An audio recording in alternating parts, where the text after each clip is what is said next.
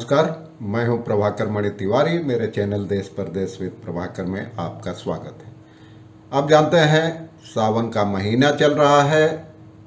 इसमें भगवान शिव की पूजा अर्चना की जाती है। खासकर सोमवार को जल चढ़ाए जाते हैं।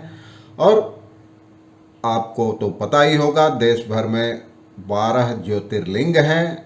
तो मैंने सोचा इस सोमवार को सावन का महीना है तो क्यों न ज्योतिर्लिंगों के बारे में आपको बताया जाए। कौन ज्योतिर्लिंग कहाँ है, कैसे पहुंचा जा सकता है, कब दर्शन हो सकता है। हालांकि आप तो गूगल के जरिए ये सब पता लगा सकते हैं, लेकिन मैंने 12 में से 9 ज्योतिर्लिंग का दर्शन किया है। तो मुझे लगा प्रत्यक्षदर्शी का विवरण आपको ज़्यादा सहायता पहुंचा सकता है। क्या आप जानते हैं कि 12 ज्योतिर्लिंग देश के किस कोने में है, कहाँ कहाँ पर हैं? हिंदू धर्म में भगवान शिव के 12 ज्योतिर्लिंगों का बहुत महत्व है। देश के 12 अलग अलग इलाकों में बने शिवलिंग ज्योतिर्लिंग देश की एकता को बनाए रखने में महत्वपूर्ण भूमिका निभाते हैं। हिंदू धर्म ग्रंथों के मुताबिक जो व्यक्ति सभी 12 ज्योतिर्लिंग के दर्शन कर ले उसे मृत्यु के बाद मोक्ष की प्राप्ति होती है और उसके सभी संकट और बाधाएं दूर हो जाती हैं।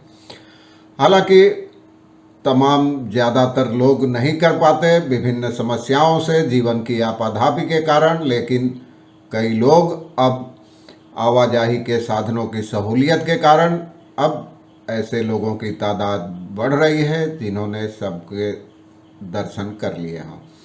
हिंदू मान्यता के मुताबिक 12 ज्योतिर्लिंग ऐसे हैं जहां भगवान शिव शंकर ने अवतार लेकर भक्तों के दर्शन दिए और इन ज्योतिर्लिंग की स्थापना की गई।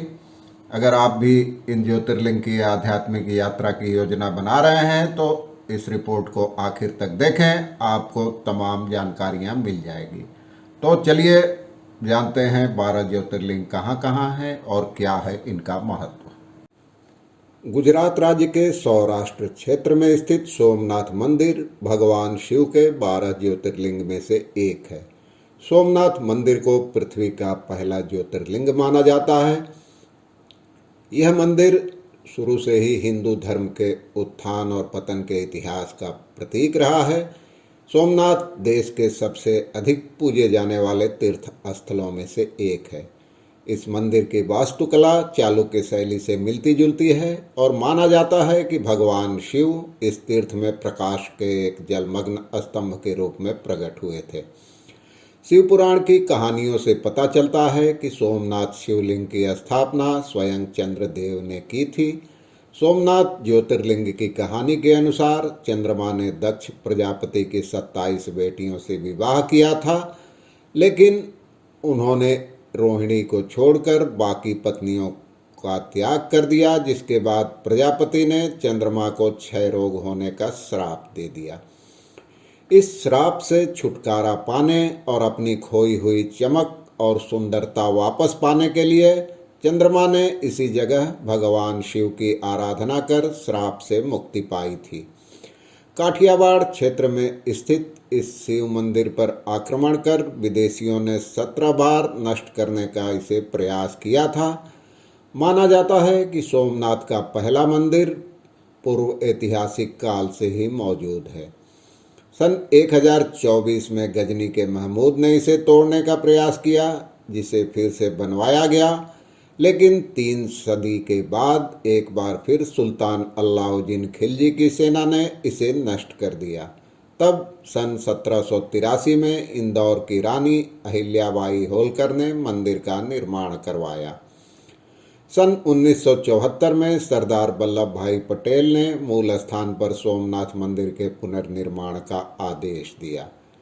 सोमनाथ मंदिर के दर्शन हर दिन सुबह 6 बजे से रात 9 बजे तक होते हैं। सुबह 7 बजे, दोपहर 12 बजे और शाम को 7 बजे यहाँ आरती भी होती है। सोमनाथ कैसे पहुँचें? ऐसी बहुत कम ट्रेन है जो आपको सीधे सोमनाथ पहुँचाए। ज़्यादातर ट्रेन सोमनाथ के नज़दीक 7 किलोमीटर की दूरी पर स्थित वेरावल स्टेशन पर रुकती है। अगर आपके शहर से वेरावल की ट्रेन न मिले तो अहमदाबाद जा सकते हैं और वहाँ से सोमनाथ जा सकते हैं। नागेश्वर ज्योतिर्लिंग का मंदिर गोमती द्वारका और भेट द्वारका के बीच गुजरात में सौराष्ट्र के तट पर ही स्थित है। नागेश्वर ज्योतिर्लिंग सभी 12 ज्योतिर्लिंग में से सबसे लोकप्रिय ज्योतिर्लिंग है। पौराणिक कथाओं के मुताबिक नागेश्वर को इस धरती का सबसे शक्तिशाली 12 ज्योतिर्लिंग में से एक माना गया है, जो सभी प्रकार के जहर के संरक्षण का प्रतीक है। इस मंदिर में 25 मीटर ऊंची भगवान शिव की प्रतिमा पर्यटकों और धर्मार्थ पहुंचने वाले लोगों को मोहित कर देती है। इस मंदिर के दरवाजे सुबह 5 बजे से रात 9 बजे तक खुले रहते हैं। लोग सुबह 6 बजे से दोपहर 12:30 बजे और शाम 5 बजे से रात 9 बजे तक ज्योतिर्लिंग के दर्शन कर सकते हैं। नागेश्वर पहुंचने के लिए सबसे पहले आपको ट्रेन से द्वारका जाना होगा। वहां से नागेश्वर की दूरी बहुत कम है और वहां से आप आसानी से पहुंच सकते हैं। भीमाशंकर ज्योतिर्लिंग महाराष्ट्र के 5 ज्योतिर्लिंग में से एक है। 12 ज्योतिर्लिंग में से 5 तो महाराष्ट्र में हैं। भीमाशंकर मंदिर महाराष्ट्र के पुणे जिले से 110 किलोमीटर की दूरी पर है। यह मंदिर सुहाद्री नामक पर्वत पर है। यहाँ से भीमा नदी बहती है, जो पश्चिम दक्षिण दिशा में बहती हुई रायचूर जिले में कृष्णा नदी से मिलती है।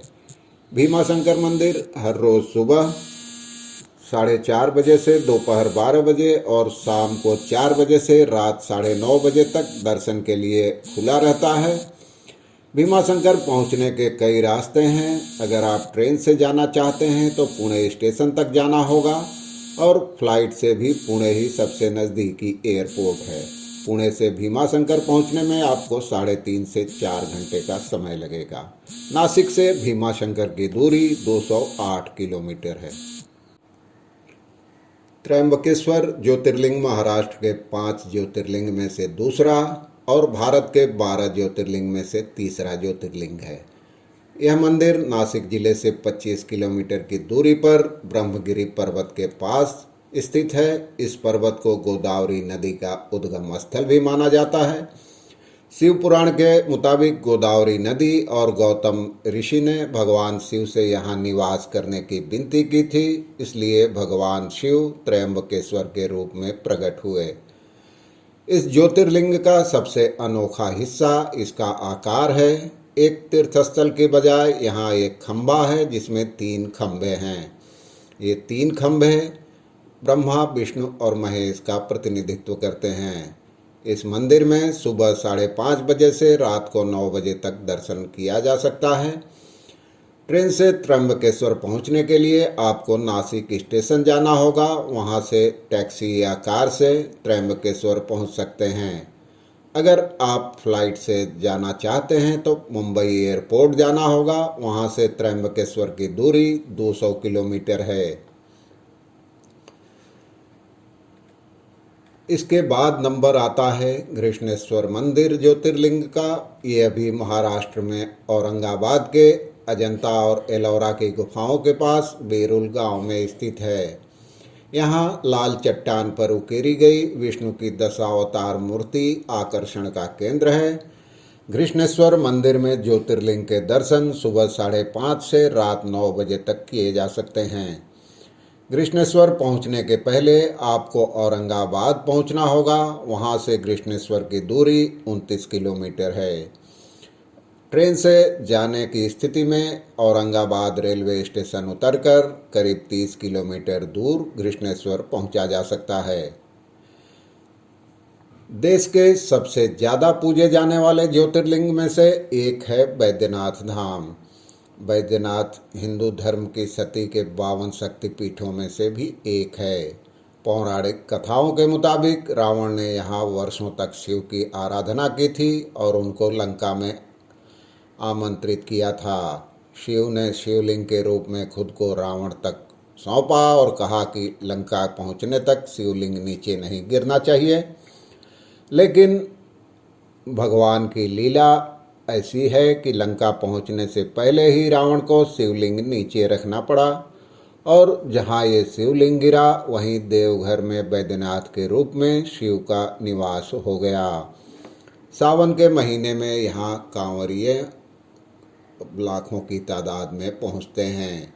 यह मंदिर सुबह 4 बजे से दोपहर 3:30 बजे तक दर्शन के लिए खुला रहता है।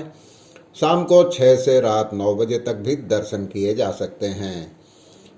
देवघर का नज़दीकी रेलवे स्टेशन जो मुख्य लाइन पर है जसीडीह, वो 7 किलोमीटर दूर है। यह दिल्ली हावड़ा मार्ग पर है।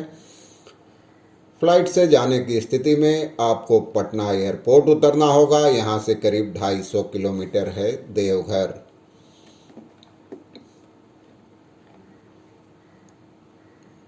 भारत के उत्तराखंड में हिमालय पर स्थित केदारनाथ भी 12 ज्योतिर्लिंग में से एक है और यह हिंदू धर्म के 4 धामों में से एक माना जाता है। बेहद प्रतिकूल मौसम और बर्फबारी के कारण यह मंदिर साल में 6 महीने तक ही खुला रहता है और प्रसिद्ध संत हिंदू संत शंकराचार्य की समाधि केदारनाथ मंदिर के ठीक पीछे है। हरिद्वार से केदारनाथ की दूरी करीब 150 किलोमीटर है। केदारनाथ का वर्णन शिव पुराण और स्कंद पुराण में भी मिलता है।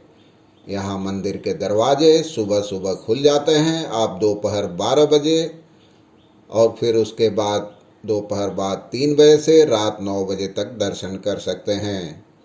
केदारनाथ आप ट्रेन से जा सकते हैं। ऋषिकेश सबसे नज़दीकी रेलवे स्टेशन है जो 216 किलोमीटर दूर है।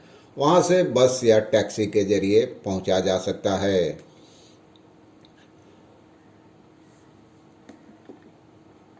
उत्तर प्रदेश के वाराणसी में स्वर्ण मंदिर के रूप में प्रसिद्ध काशी विश्वनाथ भारत के 12 ज्योतिर्लिंगों में सबसे ज़्यादा लोकप्रिय है। सन 1780 में महारानी अहिल्याबाई होलकर द्वारा निर्मित यह ज्योतिर्लिंग हिंदुओं के लिए एक महत्वपूर्ण धार्मिक स्थल है। माना जाता है कि काशी शहर भगवान शिव के त्रिशूल की नोक पर बसा है। इस मंदिर में आप दोपहर का कुछ समय छोड़कर पूरे दिन दर्शन कर सकते हैं। वाराणसी में कई रेलवे स्टेशन है। ट्रेन से पहुंचा जा सकता है आसानी से। यह प्रमुख रेल मार्ग पर है यह स्टेशन। मध्य प्रदेश में इंदौर के पास स्थित ओंकारेश्वर ज्योतिर्लिंग भारत के सबसे पवित्र स्थानों में से एक है। 12 ज्योतिर्लिंग में से मध्य प्रदेश में 2 ज्योतिर्लिंग है। यहाँ नर्मदा नदी बहती है और नदी के बहने से पहाड़ी के चारों ओर ओम का आकार मिलता है। यह ज्योतिर्लिंग असल में ओम का आकार लिए हुए है। यही वजह है कि इसे ओंकारेश्वर नाम से जाना जाता है। लोगों का मानना है कि एक बार देवता और दानवों के बीच युद्ध में देवताओं ने भगवान शिव से जीत की प्रार्थना की। उसी समय भगवान शिव यहाँ ओंकारेश्वर के रूप में प्रकट हुए और देवताओं को बुराई पर जीत दिलाई। इस मंदिर में सुबह 5 बजे से रात 10 बजे तक दर्शन किया जा सकता है। बीच में कुछ देर दरवाजे बंद रहते हैं। ओंकारेश्वर के लिए पहले आपको इंदौर पहुंचना होगा। वहां से ओंकारेश्वर की दूरी लगभग 80 किलोमीटर है। अगर आप कार या बस से जा रहे हैं तो खंडवा रोड पर बड़वाह और मोर टक्कर के रास्ते लगभग 2.5 घंटे में ओंकारेश्वर पहुंच सकते हैं। मध्य प्रदेश के उज्जैन में स्थित महाकालेश्वर ज्योतिर्लिंग का विशाल आध्यात्मिक महत्व है। यह मध्य भारत में स्थित है और 12 ज्योतिर्लिंगों में से एक है। बताया जाता है कि मंदिर का निर्माण 5 साल के बालक श्रीकर ने कराया था। क्षिप्रा नदी के तट पर स्थित महाकालेश्वर ज्योतिर्लिंग भारत के 7 मुक्ति स्थलों के बीच बसा हुआ है। यहाँ दर्शनार्थी सुबह 8 से 10 फिर 10:30 से शाम 5 बजे तक दर्शन कर सकते हैं। इसके बाद शाम 6 से 7 और रात 8 से 11 बजे तक आखिरी दर्शन किए जा सकते हैं। महाकालेश्वर की भस्म आरती प्रमुख आकर्षण है। उज्जैन महाकालेश्वर पहुंचने के लिए भारत के सभी प्रमुख शहरों से ट्रेनें मिल जाती हैं। फ्लाइट से जाने की स्थिति में इंदौर पहुंचना होगा। वहां से उज्जैन 60 किलोमीटर दूर है। देश के दक्षिणी ज्योतिर्लिंग के रूप में पूजा जाता है रामेश्वर का ज्योतिर्लिंग। यह ज्योतिर्लिंग तमिलनाडु के रामेश्वरम द्वीप पर स्थित है। माना जाता है कि भगवान राम ने रावण के वध के बाद इस ज्योतिर्लिंग की पूजा की थी। यह मंदिर समुद्र से घिरा हुआ है। मंदिर में दर्शन सुबह 5 से दोपहर 1 बजे तक होता है। उसके बाद शाम को भी दर्शन किया जा सकता है।